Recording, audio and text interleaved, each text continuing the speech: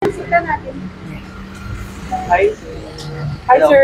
Sir, any statement po sa pagharap niya sa ICI? Voluntarily humarap po tayo dito sa ICI para makipagtulungan sa investigasyon.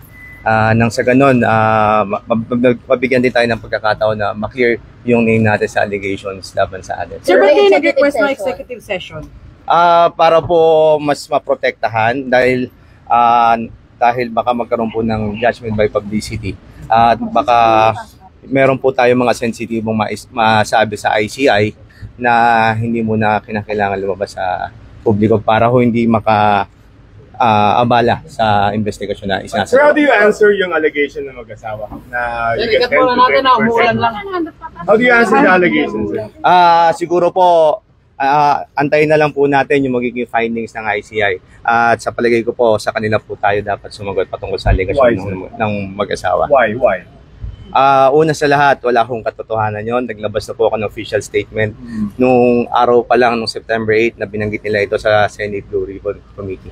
Pero ba't ikaw daw eh? I mean, all the Congress? Patunayan ho nila. Okay. Pero kung may executive session, di ba lumabas kayo sa live stream para out in the open yung mga ano, matatakot kayo magsalita na may lumabas. Are you scared of something, sir?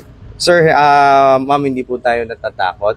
Ang iniiwasan lang po natin ay merong mga sensitibo na impormasyon na lumabas na hindi pa napapanahon. May mga pangalan ba kayong babanggitin kaya hindi pwedeng i-live stream? Siguro po.